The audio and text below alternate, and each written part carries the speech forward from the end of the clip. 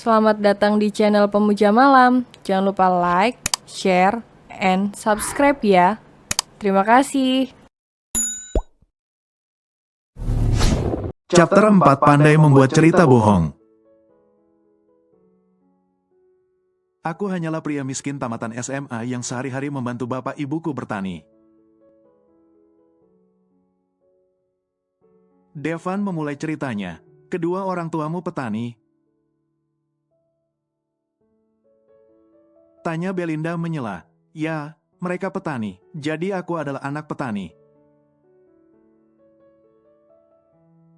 Jelas Devan mempertegas statusnya. Tapi kau beruntung, karena masih memiliki orang tua yang lengkap hingga kini. Belinda tersenyum kecut. Memangnya orang tuamu kemana, Nona Belinda? Tanya Devan penasaran. Sudah meninggal saat usiaku 15 tahun. Jawab Belinda dengan raut wajah datar. Oh, sorry, aku turut berduka. Ucap Devan cepat memasang raut wajah bersalah karena sudah membuat nona direktur itu bersedih.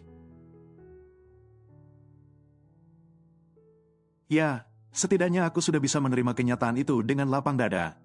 Lagi pula, aku masih memiliki Paman Owen. Sebagai sosok pengganti kedua orang tuaku, jadi aku tidak pernah merasa sebatang kara. Ujar Belinda berusaha memasang raut wajah tegar. Meskipun tak bisa dipungkiri kalau terkadang hati Belinda masih merasa iri. Jika bertemu seseorang yang masih memiliki orang tua lengkap, siapa Paman Owen? Tanya Devan lagi semakin penasaran. Papa dari Theo, dia adalah adik dari papiku. Kita akan menemuinya malam ini, jawab Belinda menjelaskan. Apa? Devan sepertinya sangat terkejut.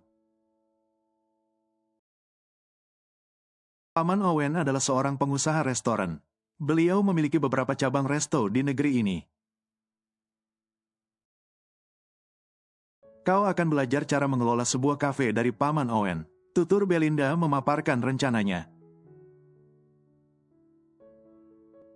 Jadi kau tidak akan menjadi pengangguran setelah kita menikah nanti. Imbuh Belinda lagi. Lalu bagaimana dengan pekerjaanku di restoran cepat saji? Tanya Devan bingung. Belinda berdecak dan kembali memutar bola matanya. Kau tidak akan lagi bekerja sebagai buruh rendahan, Dev. Kau akan menjadi suami dari Belinda Haley. Apa kata klien bisnisku jika mereka tahu kau seorang buruh rendahan di sebuah restoran cepat saji? Cecar Belinda dengan nada berapi-api. Baiklah, maaf. Aku pikir kau masih mengizinkanku melakoni pekerjaan lamaku setelah kita menikah nanti. Tukas Devan yang kembali merasa bersalah. Makanan yang mereka pesan sudah datang. Devan dan Belinda segera menyantap makan siang mereka dalam diam. Pukul 19. Mobil Ferrari merah milik Belinda sudah tiba di kediaman Paman Owen.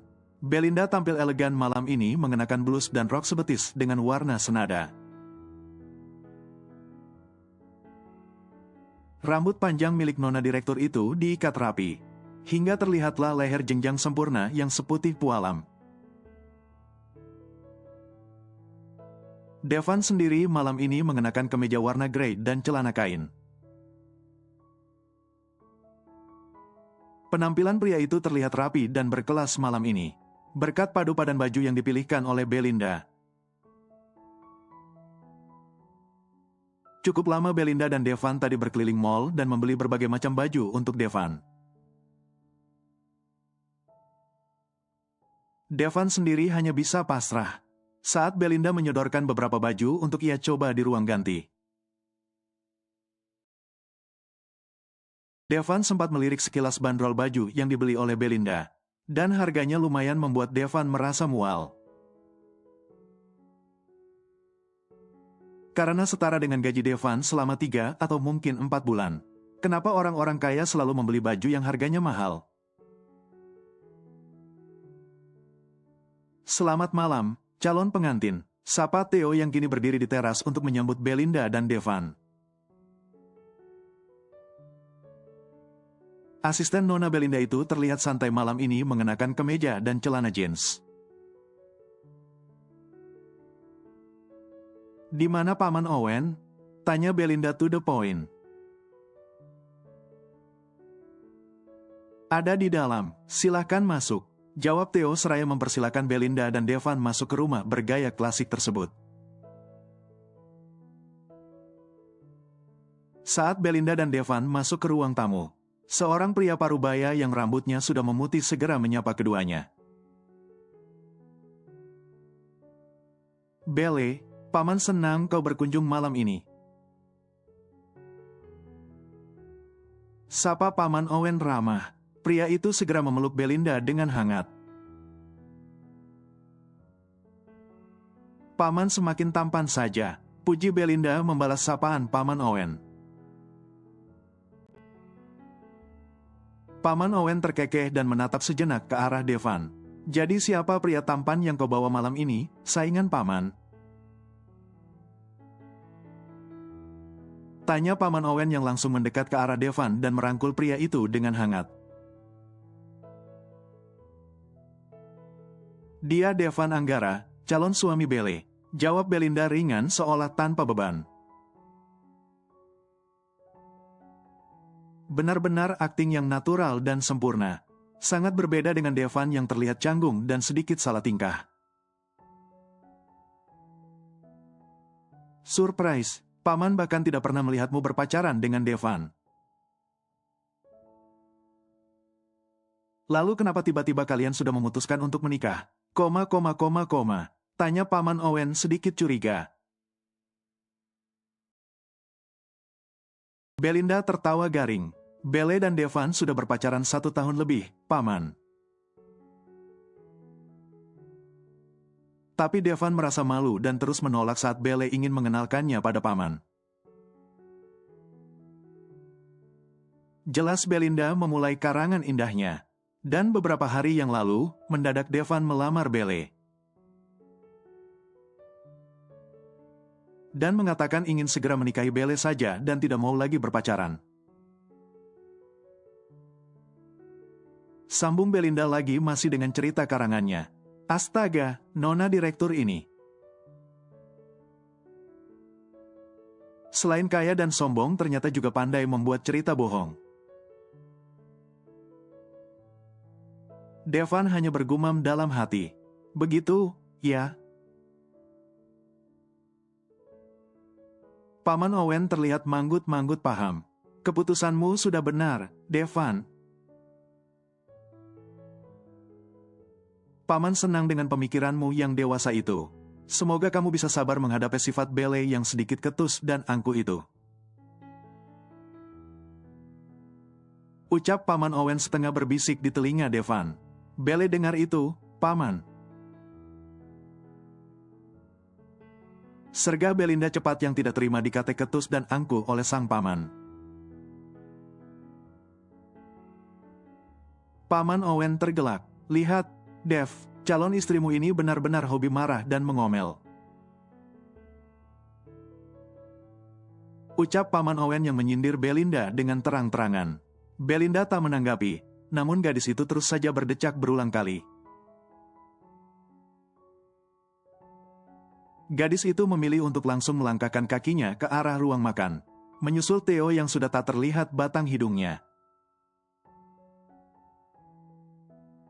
Jadi, kapan kalian akan menikah? Tanya Paman Owen membuka percakapan. Makan malam dengan suasana kekeluargaan itu sudah berakhir beberapa menit yang lalu. Namun 4 orang itu masih duduk mengelilingi meja makan, dan mulai membahas tentang pernikahan Belinda dan Devan. Minggu depan, jawab Belinda cepat. Devan nyaris tersedak mendengar jawaban Belinda. Kenapa cepat sekali? Bukankah waktu itu Nona Direktur ini mengatakan, kalau pernikahan mereka baru akan digelar 2-3 minggu lagi? Lalu kenapa sekarang jadi minggu depan? Paman Owen mengangguk setelah mendengar jawaban Belinda. Tapi Belinda dan Devan sudah sepakat untuk membuat pesta sederhana saja, Paman. Ujar Belinda lagi. Kenapa begitu? Tanya Paman Owen tak mengerti. Ya, itu sudah kesepakatan kami. Belinda meraih tangan Devan yang duduk di sebelahnya dan menggenggamnya dengan erat. Bisa Belinda rasakan tangan Devan yang kini sedingin es. Apa pria ini sedang grogi? Atau memang dia tidak pernah disentuh nona kaya seperti Belinda sebelumnya?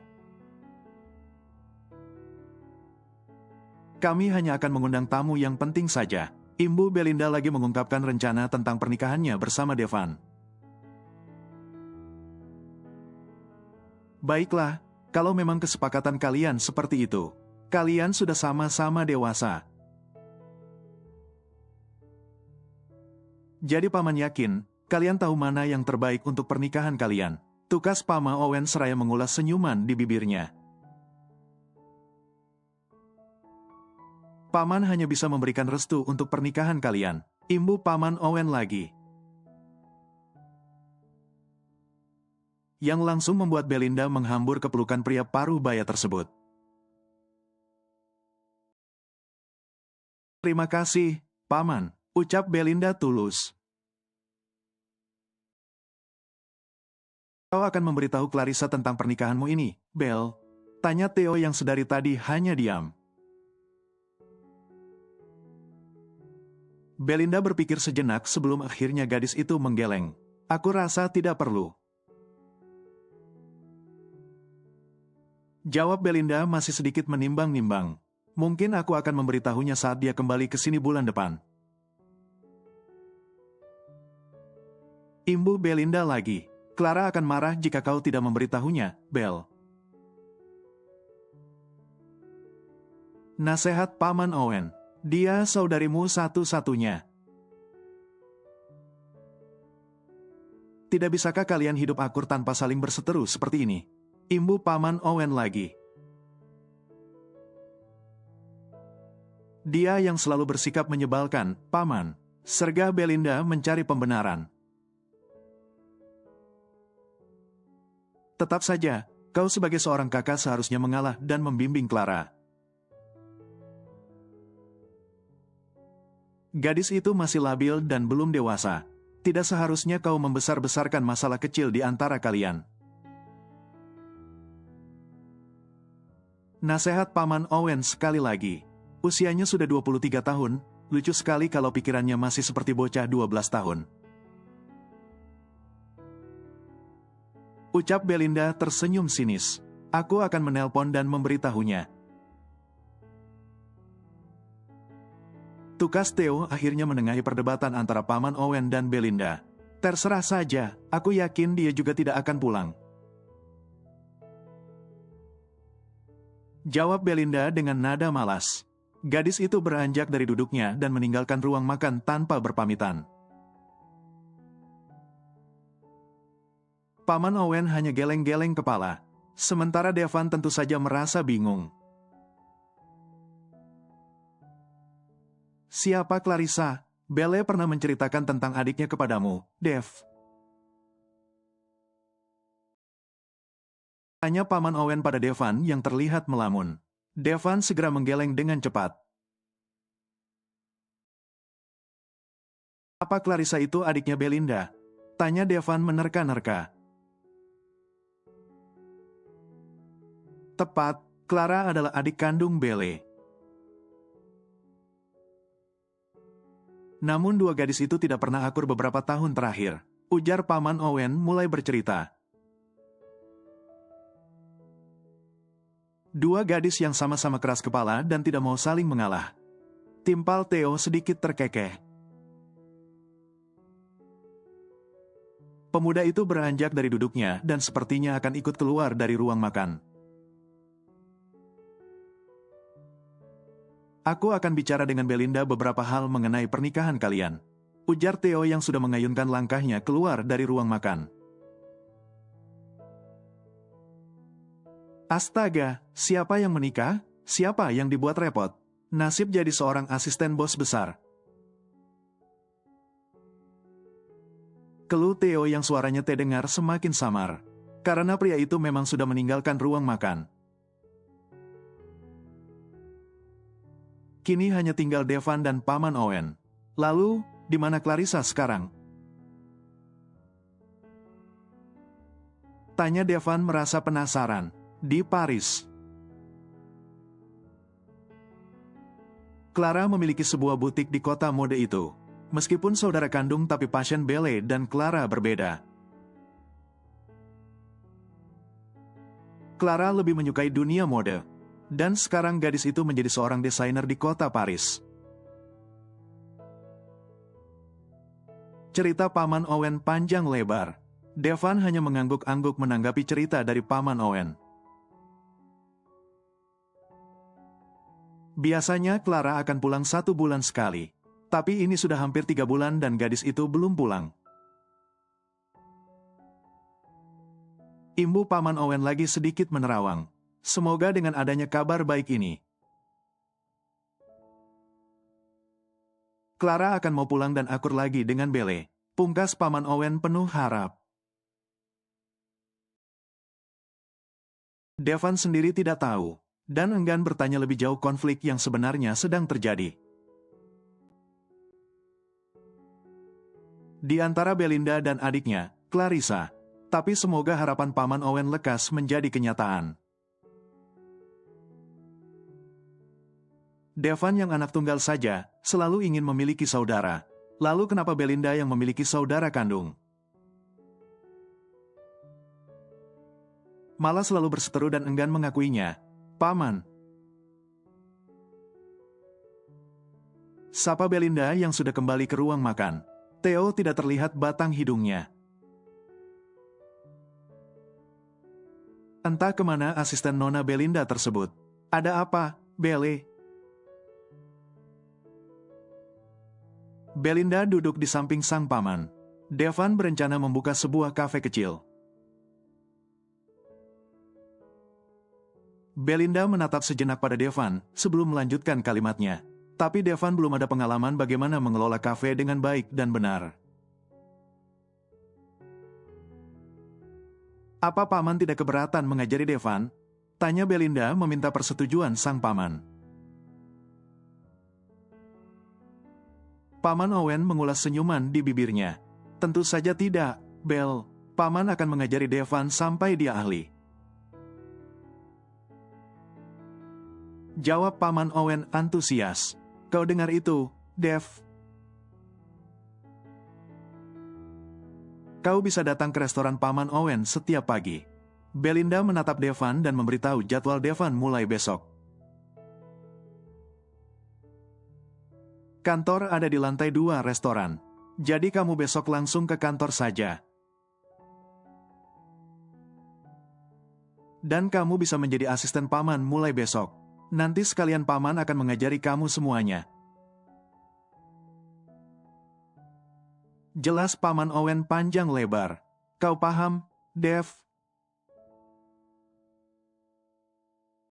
Tanya Belinda lagi memastikan. Iya, aku paham.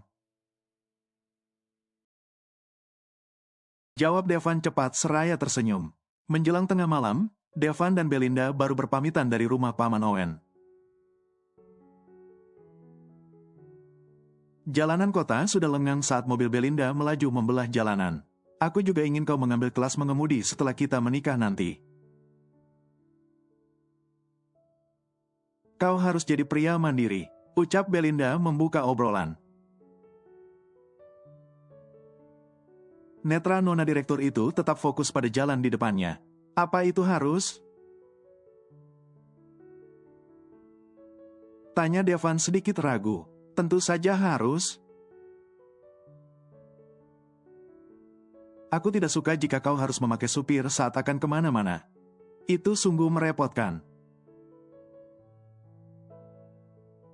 Cecar Belinda ketus. Lagi pula, kan tidak lucu jika kita pergi berdua seperti ini. Tapi aku yang harus selalu mengemudi. Imbu Belinda lagi masih ketus. Baiklah, Nona Belinda, aku akan mengambil kelas mengemudi mulai besok. Jawab Devan akhirnya dengan nada sedikit berlebihan. Atur waktumu dan jangan sampai keteteran dengan jadwalmu. Dan jangan lupa minta izin pada Paman Owen. Pesan Belinda sekali lagi yang tetap mempertahankan nada ketusnya. Siap, Nona Belinda. Jawab Devan sekali lagi yang mungkin kupingnya mulai panas. Mendengar kata-kata ketus dari Nona Direktur ini, tapi Devan harus membiasakan diri. Karena beberapa bulan ke depan, Devan akan tinggal bersama Nona Direktur galak ini. Dan menjadi suami bayaran untuknya. Jadi pasti akan semakin banyak kata-kata pedas yang akan meluncur dari bibir mungil Nona Direktur galak ini. Kuatkan dirimu, Devan. Devan menatap bayangan dirinya di cermin pagi ini. Beberapa jam dari sekarang. Devan akan mengucapkan ikrar pernikahan dan resmi menjadi suami dari Nona Belinda Halley. Devan bahkan tidak mengabari kedua orang tuanya tentang pernikahan ini. Toh tidak sampai setahun, Devan akan berpisah dari Nona Belinda. Lalu kembali ke kampung halamannya dan mempersunting Rihanna. Devan juga tidak memberitahu Rihanna tentang pernikahan ini. Tidak satupun orang dekat Devan yang tahu tentang berita besar ini. Theo dan Nona Belinda juga sudah berjanji. Kalau mereka akan menyembunyikan identitas asli seorang Devan Anggara. Semua tamu yang hadir kali ini tahunya, Devan Anggara adalah seorang pengusaha kafe. Dan bukan seorang anak petani miskin dari sebuah kampung di pinggiran ibu kota.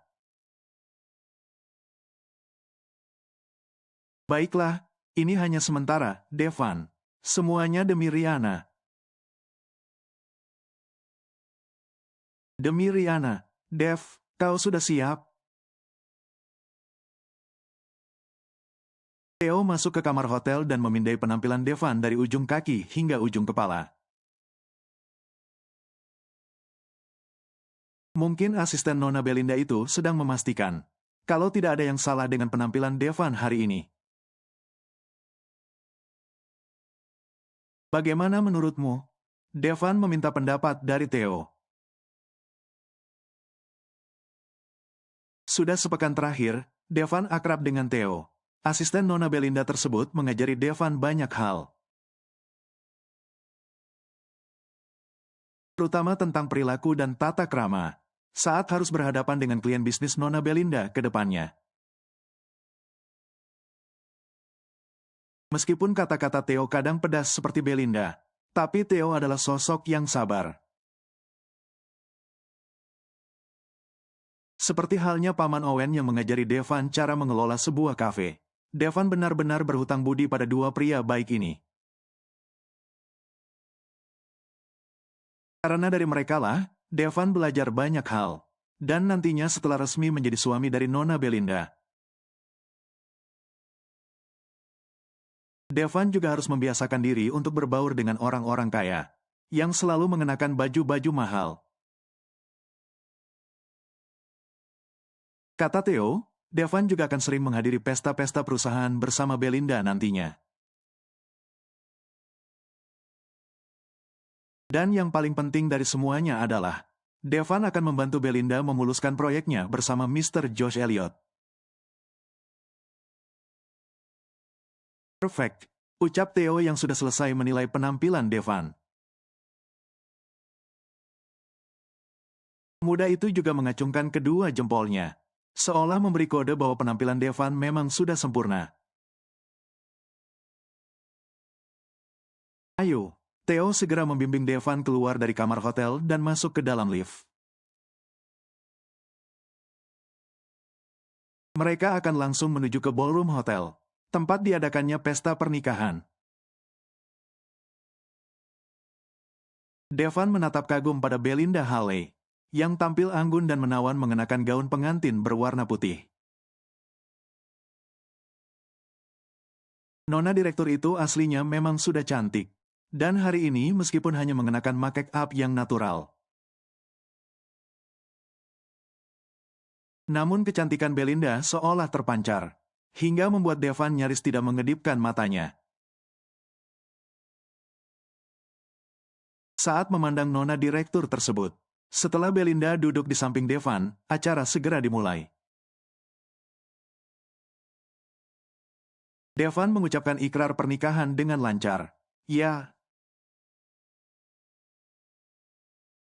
Devan sekarang adalah suami sah dari nona Belinda Halley. Namun sesuai perjanjian awal mereka, Devan tidak akan menyentuh Belinda sampai kapanpun, meskipun status mereka adalah suami istri yang sah menurut agama dan negara. Devan hanyalah seorang suami bayaran. Itu artinya, Devan hanyalah seorang pria yang dibayar untuk menjadi suami pura-pura demi sebuah proyek bernilai jutaan dolar. Devan tak memiliki hak apapun atas nona Belinda Halley. Acara selanjutnya adalah resepsi pernikahan. Satu persatu tamu yang hadir, mulai naik ke panggung pelaminan. Dan menyalami serta memberikan selamat kepada kedua mempelai. Sebelumnya Theo dan nona Belinda Halley sudah mengatakan, kalau pesta ini digelar tertutup dan hanya untuk kalangan terbatas. Tadinya Devan berpikir kalau tamu yang hadir pastilah juga hanya sedikit. Namun nyatanya, tamu yang hadir cukup banyak menurut Devan. Silih berganti tamu yang datang menyalami Devan, tanpa Devan kenal siapa mereka. Mungkin satu-satunya tamu yang Devan kenal hanyalah Mr. Josh, yang datang bersama istrinya yang begitu ramah. Selamat, Belinda dan Devan, ucap Mr. Josh seraya menyalami Devan dan Belinda. Mungkin 1 atau 2 pekan lagi, kita akan mulai membahas proyek ini, Belinda. Ujar Mr. Josh yang langsung disambut Belinda dengan senyuman lebar. Kalian harus bulan madu dulu, bukan begitu? Imbu Mr. Josh lagi sebelum pria pengusaha itu berpamitan dan turun dari panggung pelaminan. Kau memang penyelamatku, Dev, bisik Belinda pada Devan. Sepertinya nona direktur itu merasa lega sekaligus bahagia, karena akan mendapatkan satu proyek besar yang selalu menjadi idamannya. Meskipun sebenarnya cara yang ditempuh oleh Belinda ini sangat tidak dibenarkan. Namun Devan juga tidak bisa protes sekarang. Saat ini, Devan dan Belinda sedang sama-sama membutuhkan. Belinda butuh seorang suami bayaran untuk memuluskan proyeknya. Dan Devan butuh uang, kafe, serta rumah imbalan dari nona Belinda. Untuk meluluhkan hati Tuan Cokro, anggap saja Belinda dan Devan sedang menjalin sebuah hubungan simbiosis mutualisme sekarang. Beberapa bulan lagi, saat proyek selesai mereka akan segera berpisah dan kembali pada kehidupan masing-masing. Tidak akan ada yang dirugikan di sini. Menjelang malam, Devan dan Belinda sudah sampai di apartemen milik Belinda, meskipun tadi saat di depan tamu undangan. Keduanya tampil mesra bak pengantin baru yang sedang kasmaran. Namun di apartemen ini semuanya sudah kembali normal. Belinda sudah kembali bersikap dingin atau masa bodoh terhadap Devan. Bahkan sesaat setelah tiba di apartemen. Belinda langsung masuk ke kamarnya tanpa berpamitan. Atau mengucapkan sepatah kata pun pada Devan. Devan hanya mengendikkan bahu dan memilih untuk menuju ke dapur. Devan ingin menyeduh secangkir kopi dan menikmatinya dalam keheningan malam. Masa bodoh jika nanti dirinya tidak akan bisa tidur. Toh kata Paman Owen, besok Devan masih bisa mengambil libur. Devan memeriksa ponselnya untuk melihat pesan yang masuk. Mas, bagaimana kabarmu, Rihanna? Baik, kamu sendiri bagaimana, Rihanna? Devan? Tidak terlalu baik, anak tuan tanah itu sering datang ke rumah belakangan ini. Aku takut Bapak akan mengingkari janjinya, Mas, Rihanna. Kamu jangan berprasangka buruk begitu, Rihanna. Waktu yang diberikan bapakmu untukku masih 8 bulan lagi. Aku akan secepatnya pulang dan melamar kamu, Devan. Apa Mas tidak bisa pulang dan menikahi Rihanna sekarang, Rihanna? Tidak bisa, aku masih terikat kontrak dengan atasanku, Devan. Mas kerja apa memangnya di kota? Mas belum cerita ke Rihanna, Rihanna. Aku jadi pelayan di sebuah restoran, Devan. Syukurlah, kalau Mas sudah mendapatkan pekerjaan yang layak. Rihanna ikut senang, Rihanna. Kamu yang sabar ya, nunggu Mas pulang, Rihanna. Iya, Mas. Mas Devan juga jaga kesehatan ya di sana. Jangan telat makan, Rihanna. Siap, sekarang Mas istirahat dulu. Selamat malam, Rihanna, Devan. Selamat malam, Mas Devan, Rihanna. Devan tidak membalas lagi chat dari Rihanna. Pria itu menatap sejenak layar ponselnya yang mulai meredup. Devan ganti menatap ke arah pintu kamar Belinda yang sudah tertutup rapat. Mungkin nona direktur itu memang sudah tidur sekarang. Setelah meneguk kopinya hingga tandas, Devan bergegas masuk ke dalam kamarnya. Entah pekerjaan apa yang sebenarnya sedang dijalani Devan saat ini. Devan tidak mengerti kenapa hidupnya jadi serumit ini.